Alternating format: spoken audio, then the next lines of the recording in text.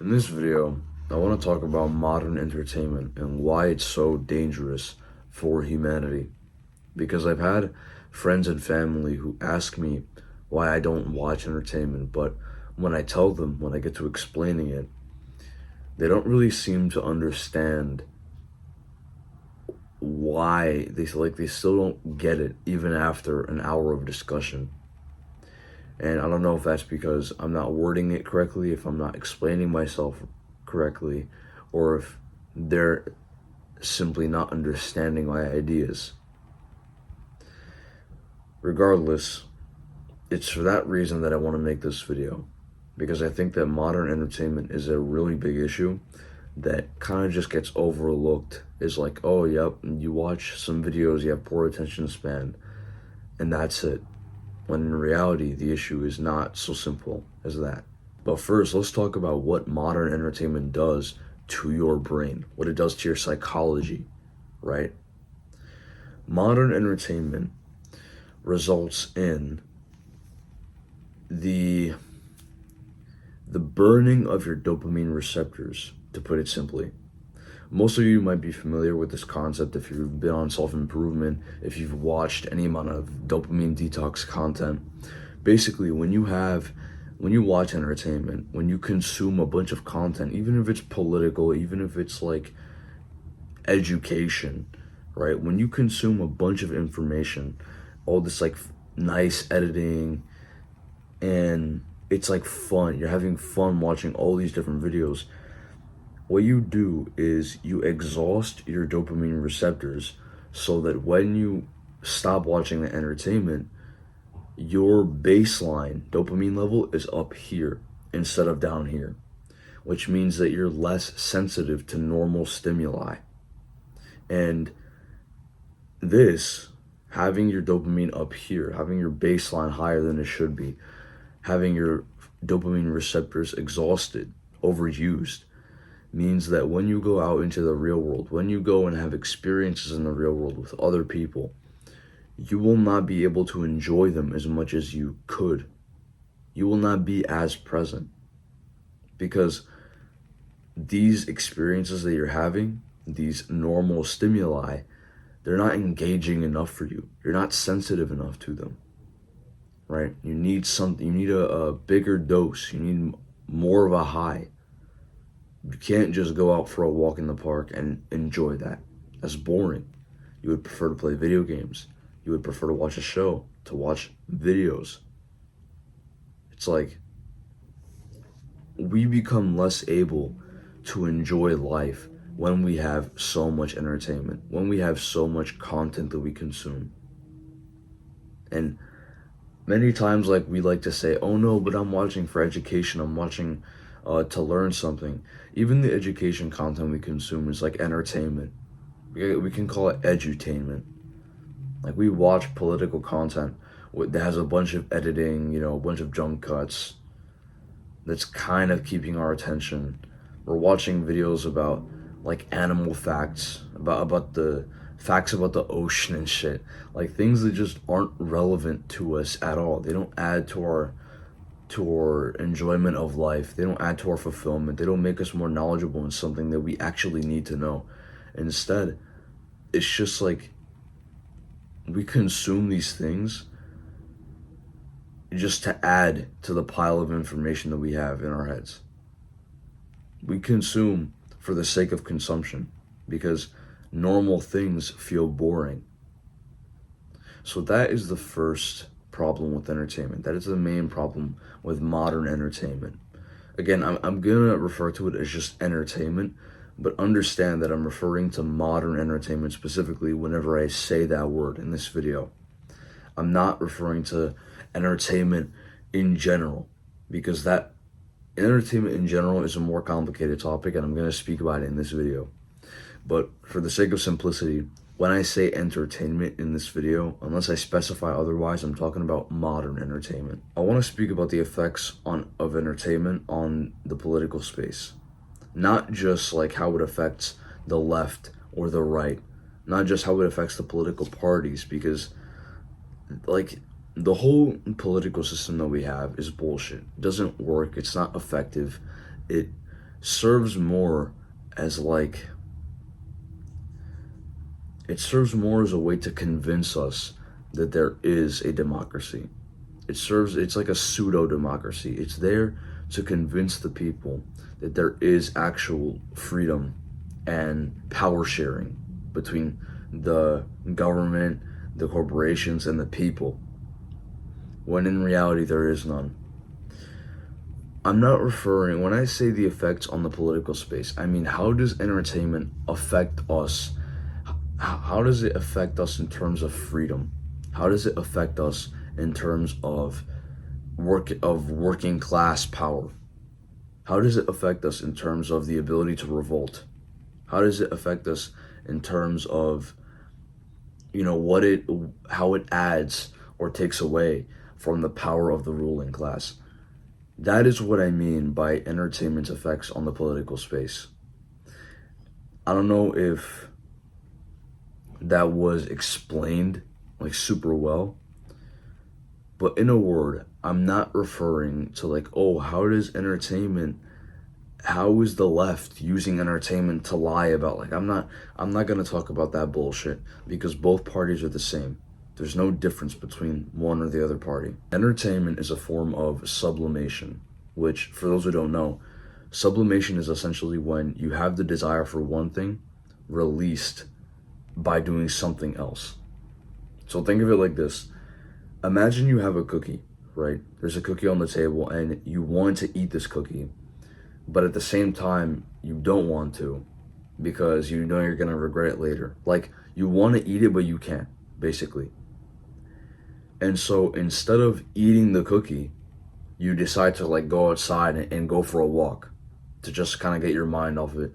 You go on your phone instead. You go like on YouTube or some shit. You go read a book. All those things are examples of sublimation. You want to eat this cookie. You have the desire to eat this cookie, but you're releasing it by doing something else, by going for the walk, by reading the book, by watching the videos on your phone. If you took the cookie and you ate a little bit of it just to like get rid of the temptation, that would be desublimation. So I hope that example kind of cleared it up for you. Sublimation is when you have one thing, you want to do this thing, but you release the desire for it by doing this other thing. Now, the reason I bring this up is because entertainment is a form of sublimation. It is used to release our desires for systemic change and freedom. Now, entertainment, just in general, right? Not specifically modern entertainment, but just entertainment in general, has always existed. We've always had theater, like plays. We've always had sports.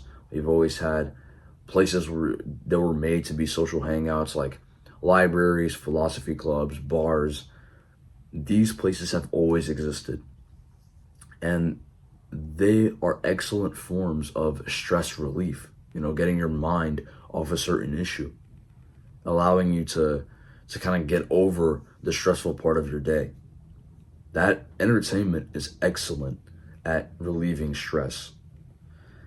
Now, entertainment is healthy when it's kept in this pre-industrial, like primitive form, where it involves culture, it involves you going with people, hanging out, socializing, being present. In those cases, even though it's still like entertainment, you're connecting with people, right? You're strengthening bonds.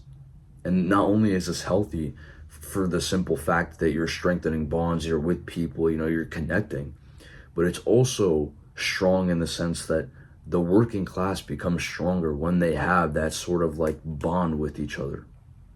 People become stronger and they have more power against the ruling class when they are more connected. And so these forms of entertainment, these cultural spots of bonding, they can really assist in that.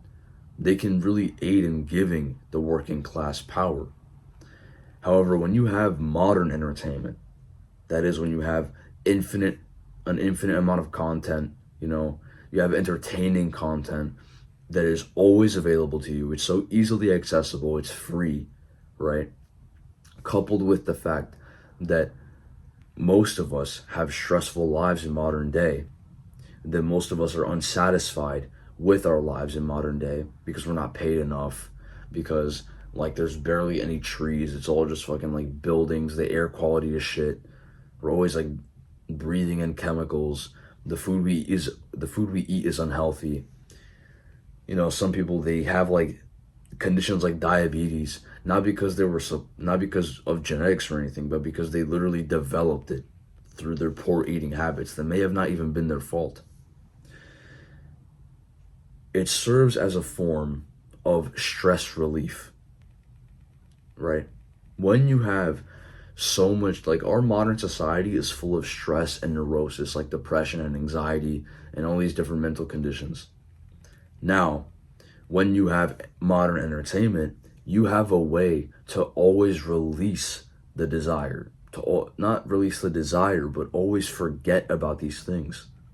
You are essentially made more, not strong, but you are able to tolerate more pain and more stress from the society without demanding change. You're able to tolerate more pain, like really understand what I'm saying here.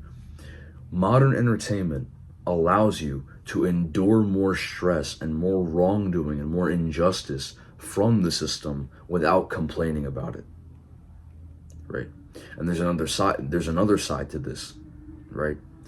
Not only does modern entertainment basically sublimate our desire for systemic change and revolution by keeping us distracted and not really allowing us to think about our problems, our real world problems, even when the content is activist, when it is political, when it is talking about society's problems, it tricks people into thinking that that's activism. Like, many people will consume political and educational content and they'll stop there. They won't actually do anything with the knowledge. They won't get up in arms and collectively revolt against the society. They won't even protest, which I disagree with protest. I think it doesn't work. But they won't even do that in many cases, because you want to know what they believe is activism, or at least what feels like activism to many people. It's watching the content itself. Many times, watching the video itself feels like an activist thing to do. It feels like you're actually close to achieving something. It feels fulfilling, but it's not. You haven't changed anything. Ironically enough, this one YouTuber, Andrewism, he put it perfectly. He said, content consumption is not activism. It doesn't get any simpler than that. Watching videos does not translate into action. It does not mean that there will be a change in your life. It does not mean that there will be a change in the way the world works. And when you have people who are at the top who are trying to suppress your freedom, when you have people at the top who are actively working against your best interest, who are looking to reduce the quality of your life as much as they can to increase their quality of life, it's like it's a big deal what entertainment does in our situation. It's very important to understand how entertainment affects us, what it does, what it means for us. It's gonna be all for this video, guys. I hope you enjoyed. If you did, like, subscribe, comment. Let me know if you agree with me, if you disagree with me. I know that, like, I'm wearing a different shirt in this like segment of the video. That's because I've recorded the first part, or like that whole video that you just watched. I recorded it, I believe, 2 days ago. Yeah, 2 days ago on Tuesday. No, did it? Bro, I don't even remember. I recorded the video, and then I did not have time to record the outro because I was in a rush to go to school.